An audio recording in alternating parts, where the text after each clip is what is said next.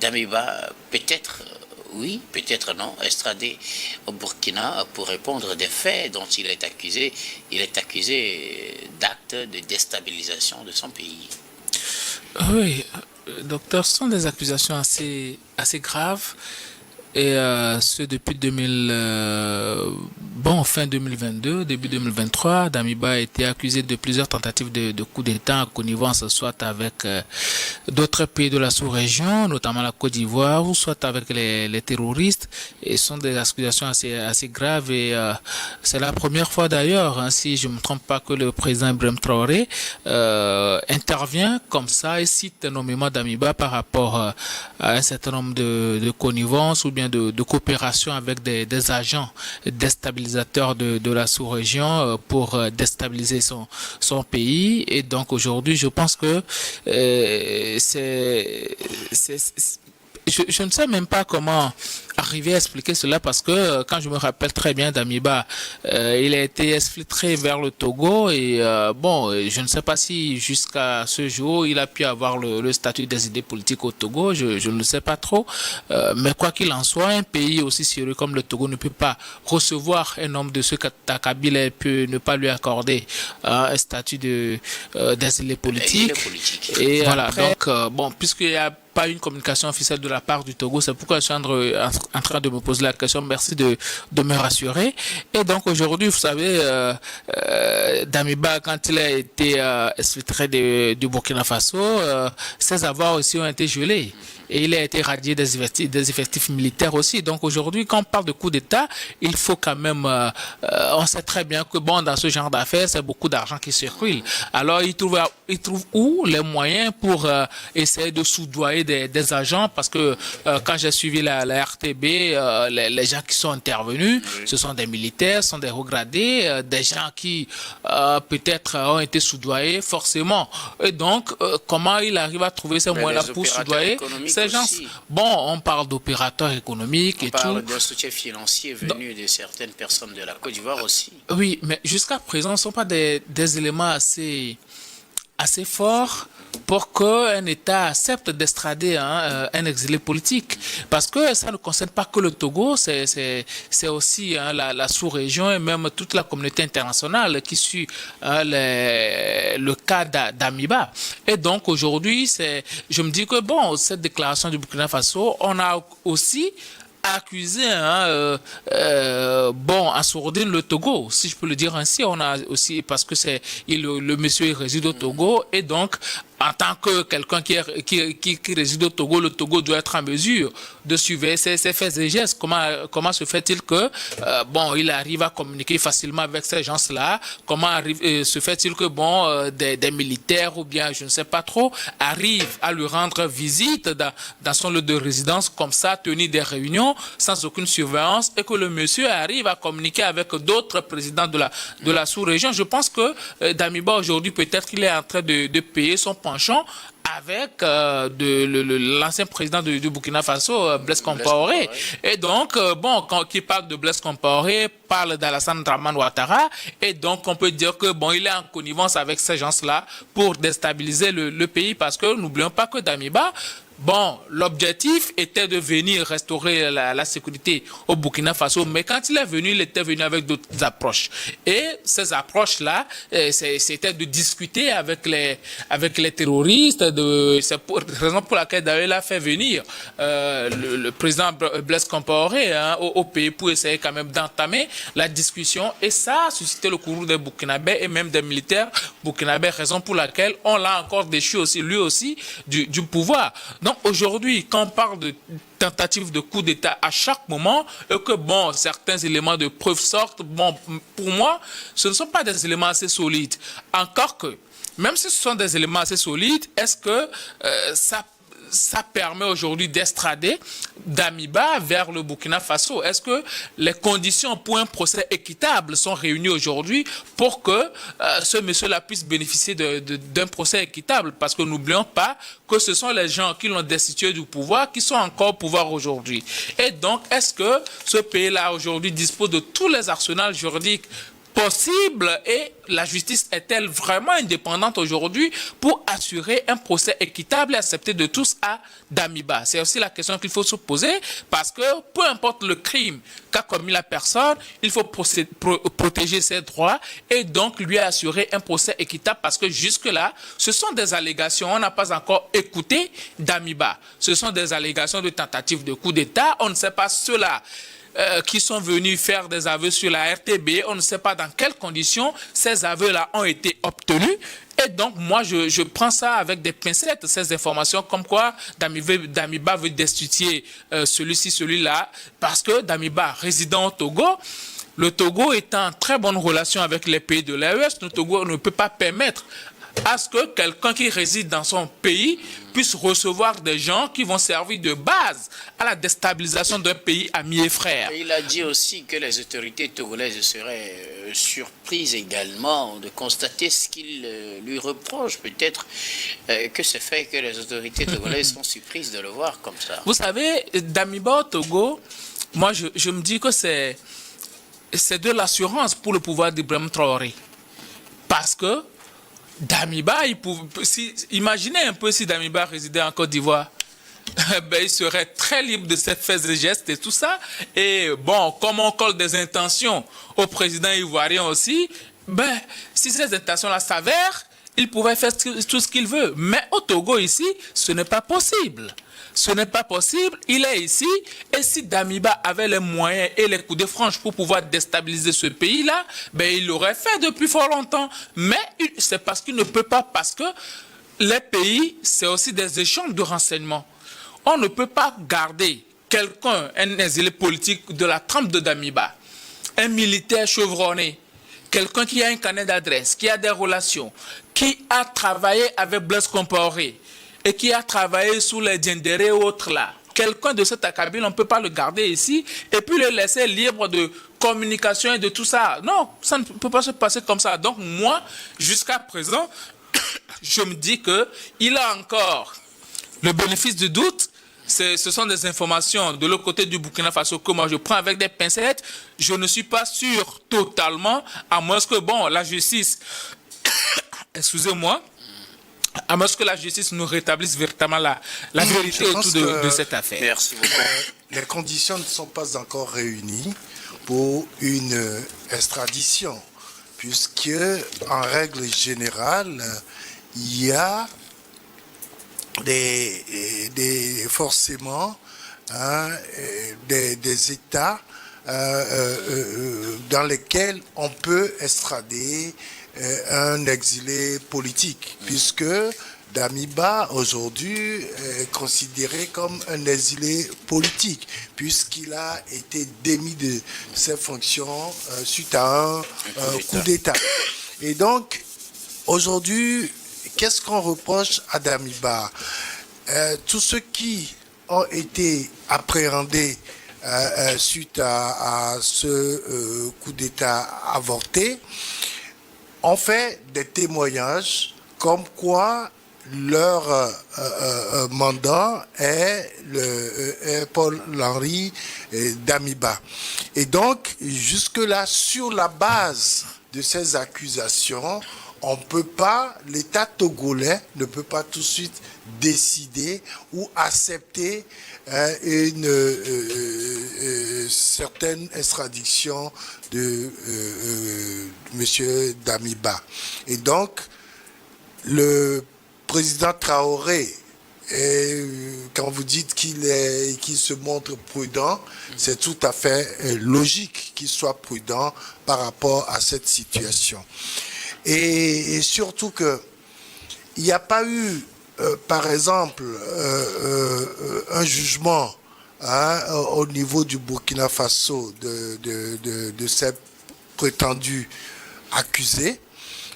Et donc, on ne peut pas définir concrètement les chefs d'accusation qui sont liés à M. Damiba. Or, si extradition il doit y avoir, c'est que l'État togolais peut décider, mais il faut un avis judiciaire. il faut que la justice togolaise aussi décide, accepte cette extradition parce que les chefs d'accusation rentrent dans le cadre d'une Un exilé extradition. politique. Non, c'est ce que je disais tout à l'heure, que ces accusations ne font pas état on peut extrader quelqu'un parce que véritablement il n'y a pas encore de preuves tangibles pour qu'on puisse dire que bon c'est vrai, ce sont des faits assez graves, mais est-ce que c'est réel, est-ce que c'est avéré? Donc aujourd'hui il va falloir que l'État togolais aussi enquête autour de cette affaire-là parce que quoi qu'on dise, quand on nous dit que bon il a communiqué avec certaines personnes, il a rencontré certaines personnes. Aujourd'hui, l'État togolais doit arriver quand même à prouver à suffisance que, ou bien à réunir les preuves nécessaires par rapport à la relation de Damiba avec ces éléments déstabilisateurs-là. C'est la première des choses. Et la seconde est que un avis judiciaire du Togo aussi doit être donné parce que les autorités judiciaires sont là. Et donc, c'est pourquoi même dans la plupart des cas où on ne peut pas extrader l'inculpé, bon, la justice du pays là peut se charger de juger l'accusé. Vous vous rappelez très bien du cas Issa Nabré.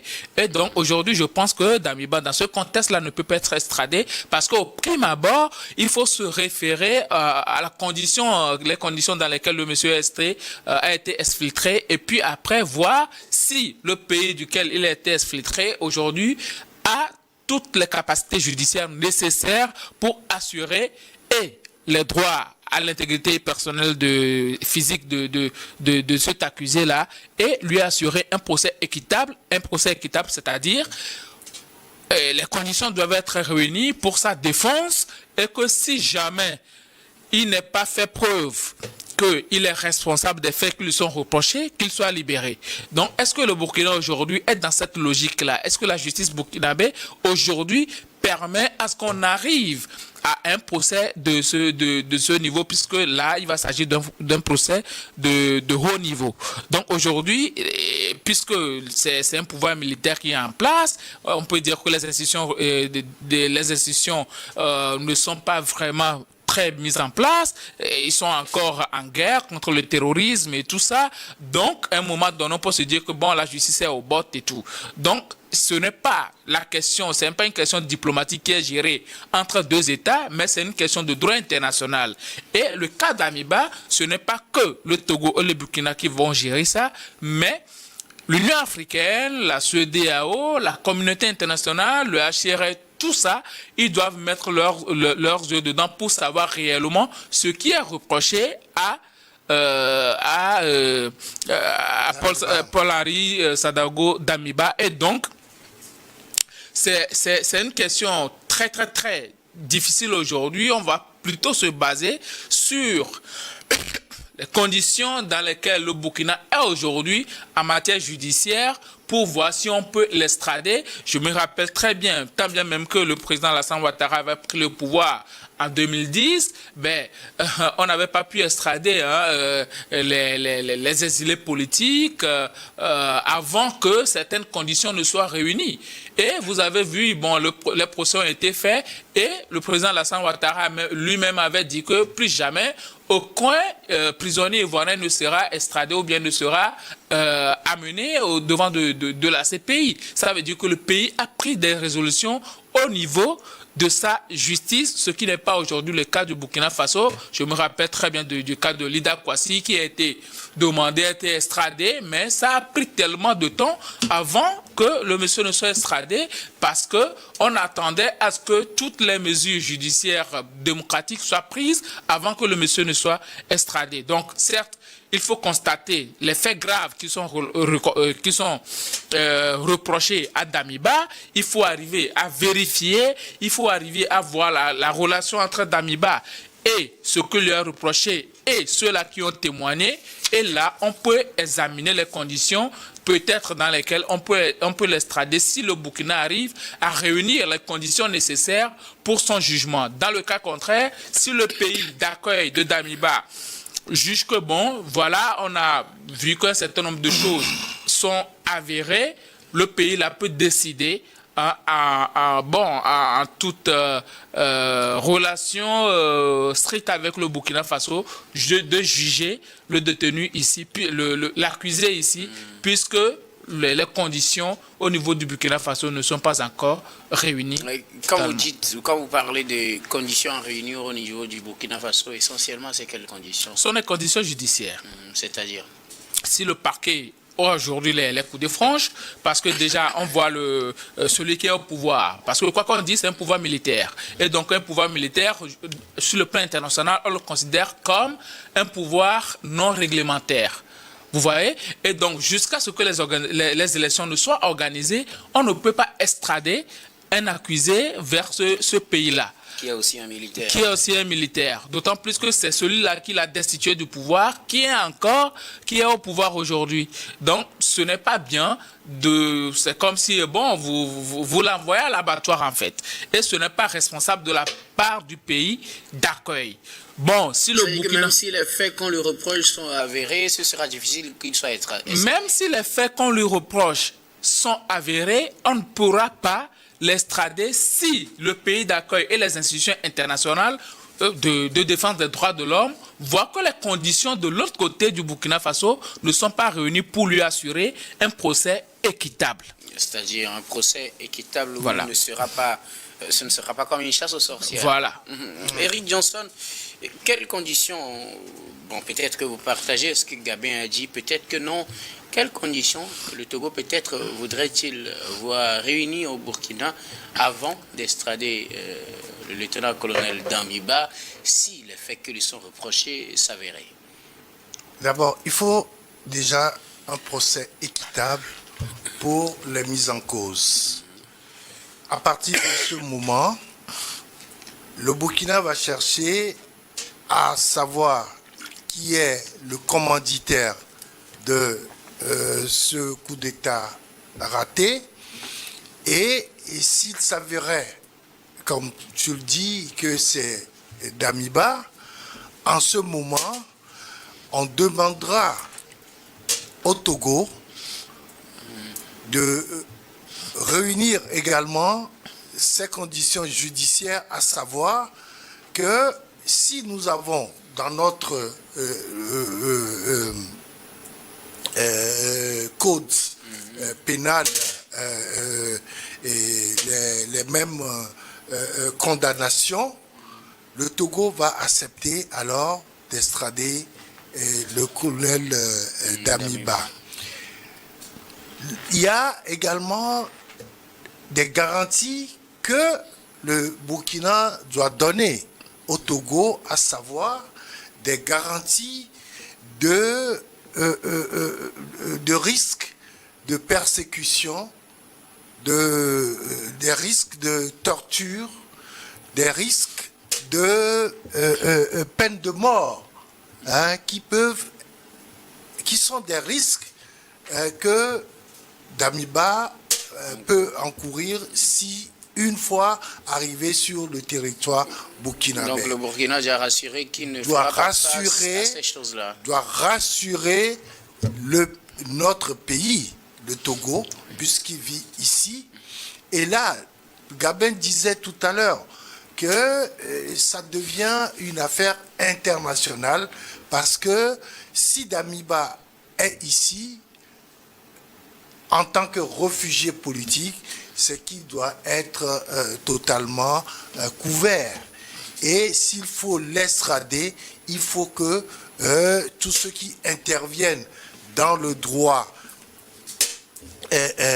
international puissent aussi intervenir et dire « Ok, là, on peut extrader Damiba parce que toutes les conditions sont réunies de l'autre côté pour qu'il soit jugé dans de bonnes conditions et que ces droits seront également respectés en tant que présumé coupable. » Alors là, on comprend qu'on est très loin du compte. Ce n'est pas parce que peut-être aujourd'hui, on n'est qu'à l'étape d'accusation. Bien sûr.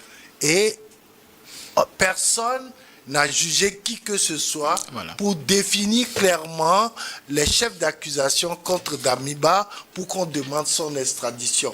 Je crois que c'est là où le président Traoré est très prudent parce que aujourd'hui, le Burkina n'a pas encore demandé l'extradition de Damiba puisque on est qu'à l'étape d'accusation et tout le monde dit ok, c'est Damiba, mais qui a donné des preuves palpables, tangibles, pour que Damiba soit jugé et accusé.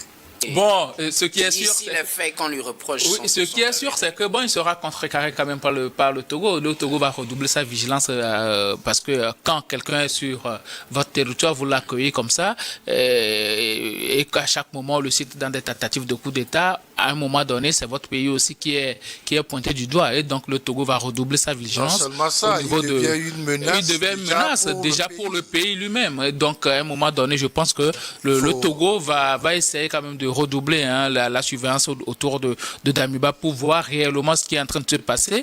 Mais bon, le président Ibrahim Traoré a bien fait de se méfier dans cette affaire-là parce que jusque-là, ce sont des déclarations, il n'y a pas encore de véritables preuves matérielles. Parce que quand on veut véritablement faire une procédure d'extradition, quand le pays va faire une demande formelle à l'endroit du Togo, il va falloir que non seulement il présente les accusations, mais aussi des preuves matérielles. C'est très important. Et il va falloir aussi que ce qu'on lui reproche de l'autre côté soit reconnu comme délit. Ici, et qu'on vérifie bien si ce ne sont pas à cause des relents politiques et tout ça qu'on est en train de vouloir l'extrader. Bon, moi j'ai écouté quelqu'un dire que le président Ibrahim Traoré est dans une certaine logique, c'est que puisqu'il a peur d'un coup d'État de la part de Damiba, donc il multiplie les accusations de tentative à chaque moment, histoire de mettre la pression sur le Togo pour que le Togo soit lassé et puis finalement décide de l'extrader. Ça peut aussi être une stratégie politique. Ça se passe comme ça. Ça se passe pas comme ça, parce que le Togo, après tout, est un État responsable comme tous les autres d'ailleurs. Et donc, quand ce genre de choses arrive la plupart du temps, le Togo n'est pas obligé de garder un tel individu. Parce qu'on va se dire à un moment donné, c'est comme si on est en train de protéger quelqu'un qui veut faire du mal à un pays frère et ami. Donc, on peut lui donner la possibilité de choisir un autre pays d'accueil. Voilà, loin du Burkina Faso, un autre pays d'accueil. Donc, à un moment donné, je pense qu'aujourd'hui, on attend de voir la formulation de la demande d'extradition officielle de la part du Burkina Faso, avec les éléments matériels, les éléments de preuve là, que le Togo va analyser.